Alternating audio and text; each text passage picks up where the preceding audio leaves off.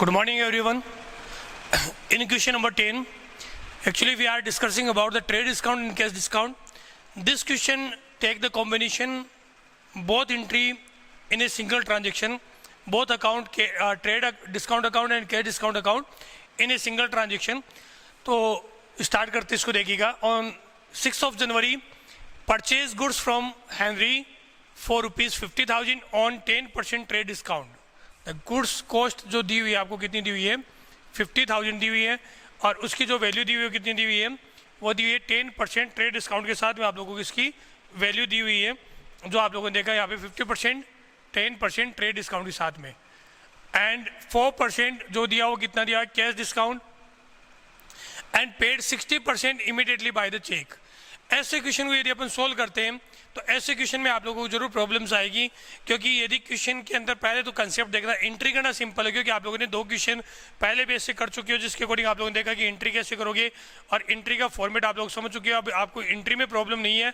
आपको प्रॉब्लम कहाँ आएगी, आपको प्रॉब्लम आएगी जहाँ आप लोगों को ये कर दिया जाए या ये कह दिया जाए कि कुछ पेमेंट तो मिला और कुछ पेमेंट नहीं मिला. मतलब कुछ तो परचेज है वो कैश में और कुछ एक वो है वो क्या है कि क्रेडिट परचेज है. तो दोनों कंसेप्ट को आपको साथ में देखना है कि कितना तो कैश परचेज है और कितना क्रेडिट परचेज है. इसके लिए सबसे पहले फॉर्मेट बनाते हैं. फॉर्मेट अच्छे से समझ में आएगा और अच्छे से एंट्री कर पाओगे तो फिर बाद आप लोगों को प्रॉब्लम नहीं आएगी क्वेश्चन के अंदर.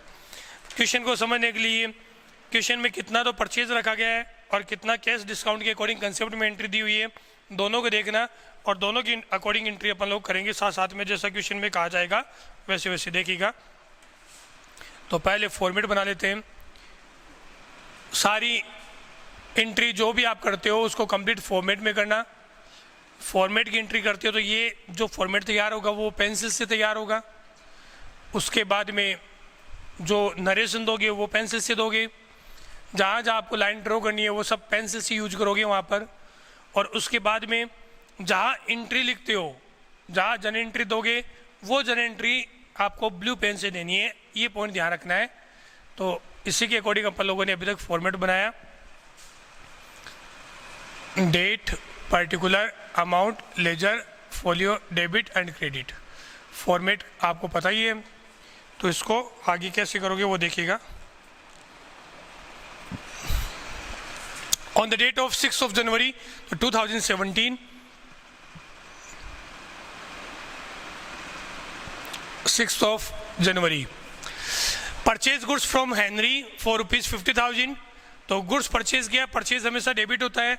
आपने एंट्री कर दी purchase account DR. Account DR. Goods purchase किया किससे किया हेनरी से. कुछ एक यहाँ पर देखो गुड्स परचेज फ्रॉम हेनरी. तो एक तो आप लोगों को पहले आपने देखा एक अकाउंट तो बना परचेज का. दूसरा ट्रेड डिस्काउंट है. ट्रेड डिस्काउंट की कोई एंट्री नहीं होती लेकिन कैश डिस्काउंट दिया हुआ है तो कैश डिस्काउंट की एंट्री होती है. तो एक अकाउंट बना कैश का क्योंकि पेमेंट भी क्या होगा कहा है क्वेश्चन के अंदर कैश डिस्काउंट है वो कितना परसेंट दिया हुआ है 4%. तो ये बना कैश डिस्काउंट का अकाउंट. दूसरा थर्ड नंबर पे बात करते हैं and paid 60% amount by cheque. Cheque से पेमेंट किया तो चेक कोई अकाउंट नहीं होता है. आप किसी को चेक देते हो तो पेमेंट जो जाएगा आप लोगों का वो कैश से ना जाके कैश का मतलब तो जो आपके पास में बिजनेस के अंदर आपके पास में जो कैश पड़ा उसे अपन कैश काउंट करते हैं. चेक देते तो पेमेंट जाएगा बैंक से तो उसके लिए अपन अकाउंट लेंगे बैंक का. गुड्स किससे परचेज किया हेनरी से तो एक अकाउंट बना हेनरी का. इस तरीके से इस क्वेश्चन में 4 अकाउंट बनेंगे. पहले ट्रांजेक्शन को समझाता हूं. आप लोगों ने गुड्स परचेज किया उसकी लिस्ट प्राइस दी हुई है. लिस्ट प्राइस वो दी हुई है 50,000. अब इस क्वेश्चन के अंदर ट्रांजेक्शन को अच्छे से समझ में आएगा तो फिर बाद इस क्वेश्चन में दिक्कत नहीं आएगी. एग्जाम के अंदर एक आधा ऐसा क्वेश्चन जरूर डालते हैं और आप लोगों के जो इंटरनल यहाँ पर एग्जाम होंगे उनमें मैं भी डालूंगा. तो 50,000 है हेनरी से परचेज किया 50,000. List price 10% trade discount. Immediately list price में से सबसे पहले ट्रेड डिस्काउंट माइनस होता है लेस ट्रेड डिस्काउंट. कितना परसेंट दिया 10%. 50,000 का 10% होगा वो होगा 5,000. रिमेनिंग गुड्स रहा 45,000 का. मतलब यहां से क्वेश्चन स्टार्ट हुआ परचेज इसको काउंट करेंगे 45,000. अब 45,000 का आप लोगों ने ट्रेड डिस्काउंट दे दिया एंड 4% कैश डिस्काउंट।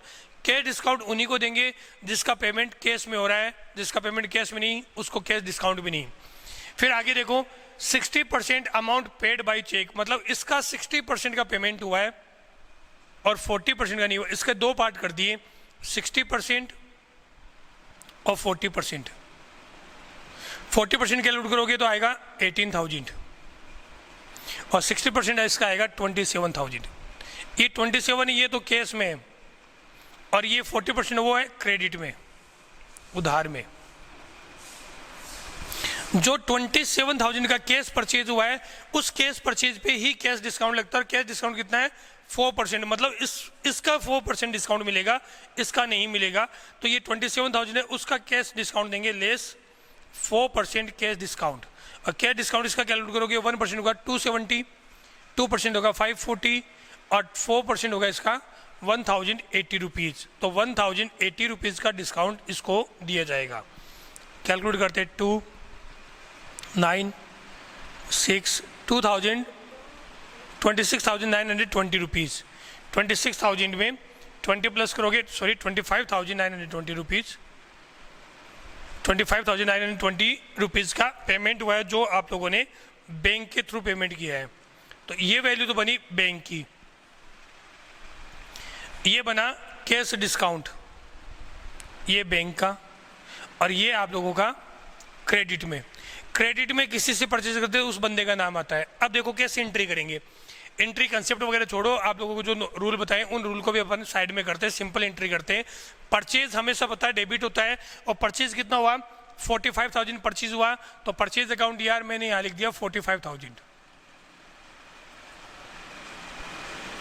परचेज हुआ, उसकी एंट्री कर दी। फिर आप लोगों ने किसी एक बंदे से परचेज किया है, उस बंदे का नाम आप लोगों को दिया, उसमें हेनरी से परचेज किया है। तो हेनरी से जो परचेज किया वो कितने रुपए का किया है? 18,000 का तो आप लोगों ने क्रेडिट में परचेज किया है और 27,000 का कैश में परचेज किया है। जब कैश में परचेज करते तो पर्सन का नाम नहीं आता, लेकिन क्रेडिट में परचेज करते उसमें पर्सन का नाम आता है। हेनरी यहाँ गिवर है और गिवर को अपन क्रेडिट करते हैं, तो यहाँ लिखोगे टू हेनरी अकाउंट। 18,000 है, 18,000 से आपको हेनरी को क्रेडिट करना है, यहाँ लिखोगे टू हेनरी अकाउंट। 18,000 हेनरी की जो वैल्यू दी हुई है वो वैल्यू यहाँ आएगी क्रेडिट परचेज की। सेकंड हुआ, बाकी का कैश में पेमेंट किया है और कुछ एक आप लोगों ने डिस्काउंट दिया। कैश में पेमेंट की बजाय आपने पेमेंट किससे किया?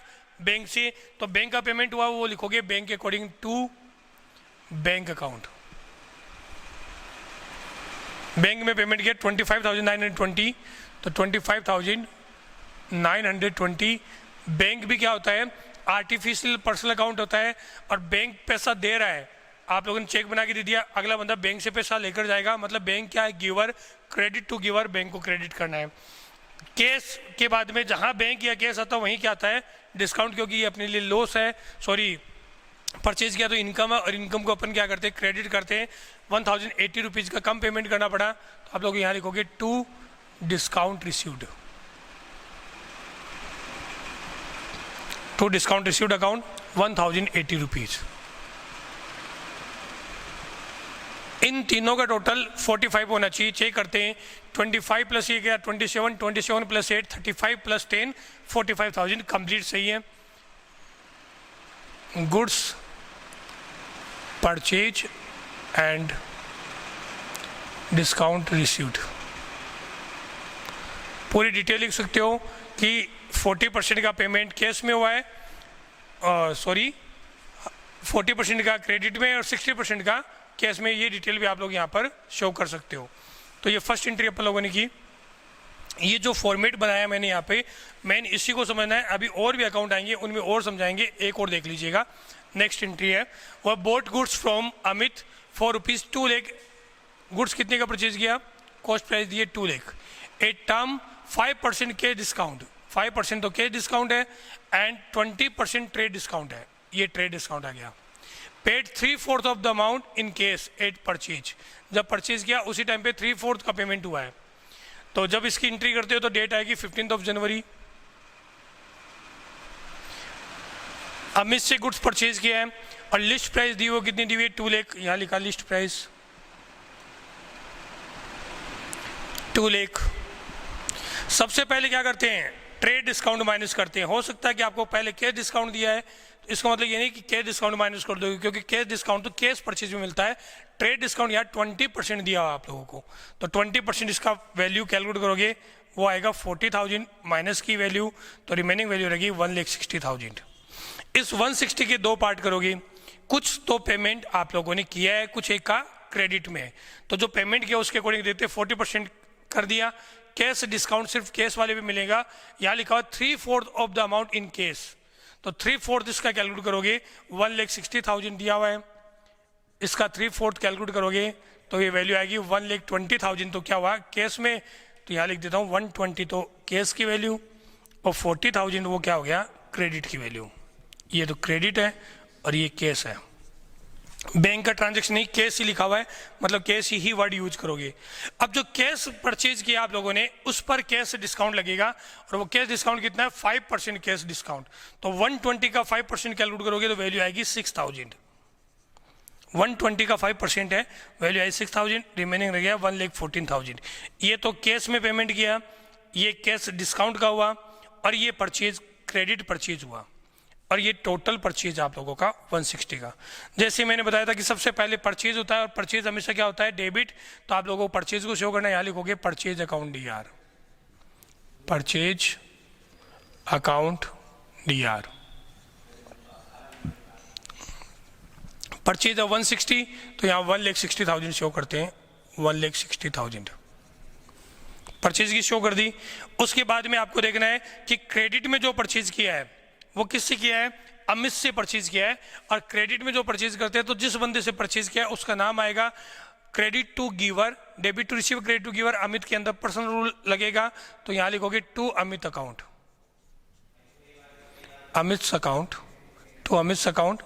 परचेज कितना है क्रेडिट में 40,000, तो यहाँ 40,000 को आपको शो करना है।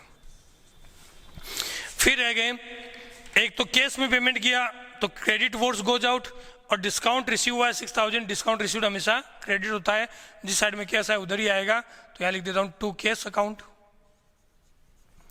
कैश अकाउंट, और to discount received account. Cash में आप लोगों ने किया 1,14,000 का पेमेंट, तो यहाँ लिखोगे 1,14,000, और डिस्काउंट हुआ है 6,000, तो यहाँ लिखोगे 6,000। 114 प्लस 6 कितना, और 20, 120 प्लस 40, 160, 160 डेबिट में, और 160 ही क्रेडिट में। मतलब अपन ने जो अकाउंट किए हैं वो बिल्कुल करेक्ट है, कहीं कोई प्रॉब्लम नहीं है। आप लोगों को जरूर चेक करना चाहिए, जब ट्रांजेक्शन ज़्यादा हो तो चेक कर लेना चाहिए। Goods purchase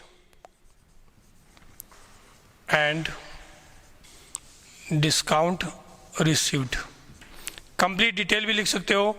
goods purchase from Amit 1,60,000, इसमें जो परचेज है उसमें 1/4 गुड्स जो है वो है आप लोगों का क्रेडिट परचेज, और 3/4 गुड्स का आप लोगों ने क्या कर दिया पेमेंट किया, तो 3/4 गुड्स के पेमेंट के अकॉर्डिंग आप लोग एंट्री करके शो कर सकते हो। इस तरीके से भी एंट्री हो सकती है।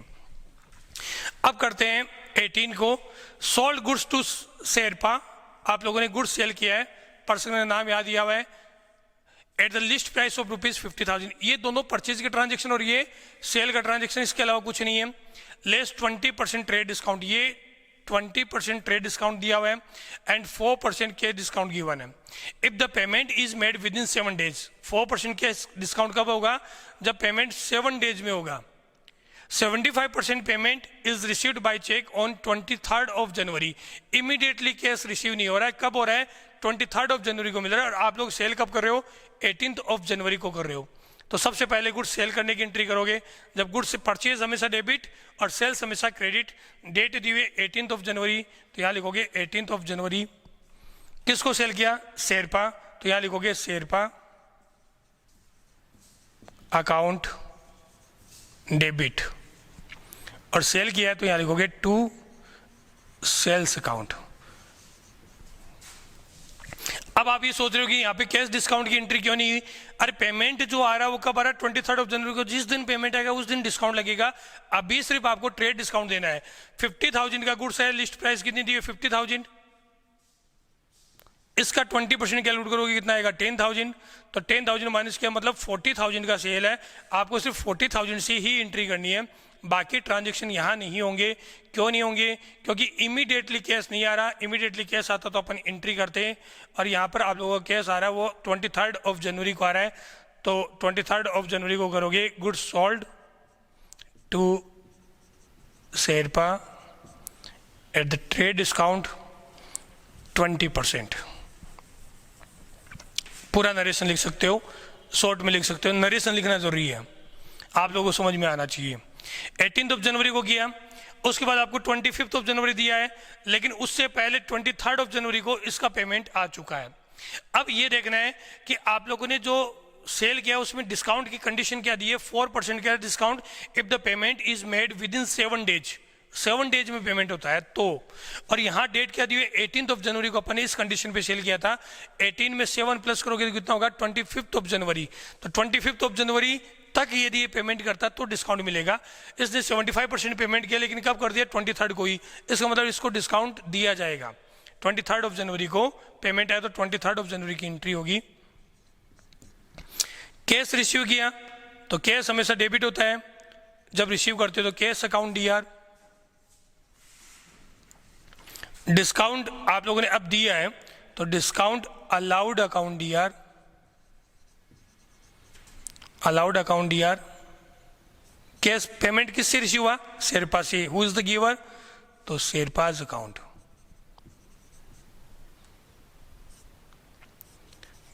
Cash received and discount allowed to Sherpa. अब देखिएगा कितना कैश मिला है, टोटल पेमेंट कितना था 40,000। 40,000 का 75% ही पेमेंट मिला है, तो 40,000 का 75% कैलकुलेट करोगे तो कितना आएगा 30,000। 30,000 में आप लोगों को क्या करना है, 40,000 का 75% कैलकुलेट किया, मतलब जो कैश आने वाला है उस वैल्यू को देखा, 30,000 आना चाहिए। उसमें भी आप लोगों को आ गया कि आपको 4% के डिस्काउंट देना है विद इन 7 डेज, और 7 डेज में पेमेंट हुआ है तो इसका 4% होगा, वो होगा 1200 रुपीज़। 30,000 का 4% कैलकुलेट करना है, रिमेनिंग जो वैल्यू रहेगी 28,800। जो आप लोग कैश की बात करते हो, ये डिस्काउंट की बात हुई, और ये शेरपा के अकॉर्डिंग।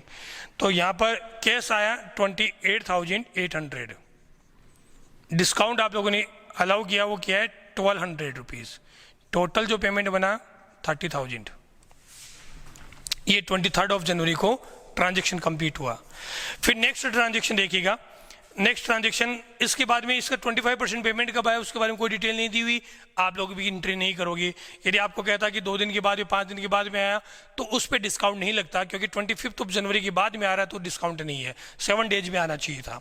25 जनवरी को दूसरा केस है, sold goods to Garima for ₹1 lakh, allowed her 20% trade discount and 5% cash discount if the payment is made within 15 days। 15 दिन के अंदर अंदर यदि पेमेंट होगा तो डिस्काउंट दिया जाएगा, और 15 दिन में नहीं हो रहा है तो डिस्काउंट नहीं मिलेगा। तो देखो पहले तो डिस्काउंट कब तक दिया जाएगा, 25 जनवरी की बात है, तो 25 जनवरी को सेल किया, 26, 27, 28, 29, 30 एंड 31 होता है, तो 6 डेज तो इसके हुए, और आप लोगों को टोटल डिस्काउंट दिया है 15 डेज। तो इसका मतलब 9 फेब तक यदि सेल होगा, केस आएगा तो उस पर डिस्काउंट होगा। अब आगे देखो, she paid 1/4 of the amount by the cheque on 5 February. तो 5 फरवरी को पेमेंट हुआ है और 9 फरवरी तक डिस्काउंट अलाउ है, तो इसका मतलब पहले वाले पे डिस्काउंट दिया जाएगा। And 60% of the reminder on 15 Feb, ये इसके बाद में इस पे डिस्काउंट नहीं दिया जाएगा। तो दोनों पहले क्या समझाया, अब इसकी एंट्री कैसे करोगे यहाँ तक का। यदि आप लोगों को एंट्री नहीं की है तो वीडियो पॉज करके स्क्रीनशॉट जरूर ले लीजिएगा, और उसके बाद आगे का अपन करते हैं, देखिएगा। तो ये यहाँ तक हुआ, फिर 25 जनवरी से करेंगे। 25 जनवरी को आप लोगों ने गुड्स सेल किया है, तो सेल के अकॉर्डिंग एंट्री बनेगी, और एंट्री में कैसे कैसे आप ट्रांजेक्शन करोगे, कैसे मेंशन करोगे, दोनों चीज़ आप लोगों को समझाते हैं। एक्सप्लेन करने के लिए बेटा प्रैक्टिस आप लोगों को खुद को करनी होगी। अब बार बार में अकाउंट बनाएंगे, आप लोगों को रूल्स बताएंगे, नेचर बताएंगे, तो फिर बाद आप लोगों को बहुत टाइम लगेगी। इतने क्वेश्चन में आप लोगों को रूल इसलिए बताए गए थे कि यदि आप लोगों को रूल याद नहीं है तो वो रूल साथ साथ में कैसे इम्प्लीमेंट होगी वो भी समझ में आए, और रूल लर्न भी हो जाए, इसलिए बताया था। सोल्ड गुड्स टू गरिमा, अब सेल किया है, किस डेट को किया? 25 जनवरी, यहाँ लिखा 25 जनवरी।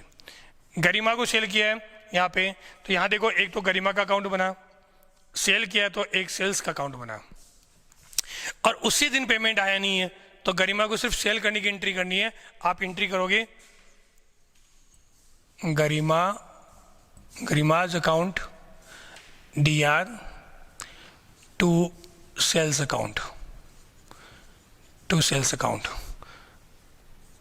गुड्स सोल्ड टू गरिमा।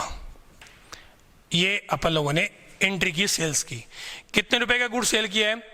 उसके प्राइस दिए 1 लाख रुपीज़, और ट्रेड डिस्काउंट कितना दिया हुआ है? 20%। इसका माइनस किया तो रिमेनिंग वैल्यू रहेगी 80,000। अभी इस डेट को आप लोगों को बस इतना ही किया है, सेल करने की एंट्री हुई है तो आप लोग 80,000 सेल्स की ही एंट्री करोगे। डिस्काउंट वगैरह भी यहाँ मेंशन नहीं करना है। ट्रेड डिस्काउंट इमीडिएटली होता है परचेज और सेल के टाइम पर, वो अपन लोगों ने यहाँ शो कर दिया। उसके बाद आगे की एंट्री करते हैं। इसने क्या किया? 1/4 payment, she paid 1/4 payment on 5 Feb, तो 5 फरवरी को आप लोग एंट्री करोगे 5 Feb। अब पेमेंट किया वो कैश में किया है, अमाउंट बाय चेक से पेमेंट किया है, इसका मतलब बैंक में अमाउंट आया है, और यहाँ बैंक क्या हो गया? रिसीवर हो गया। डेबिट टू रिसीवर आप एंट्री करोगे बैंक अकाउंट DR, जहाँ बैंक आता है वहीं डिस्काउंट की एंट्री होती है, आप एंट्री करोगे bank account DR। Discount allowed account DR to Garima's account,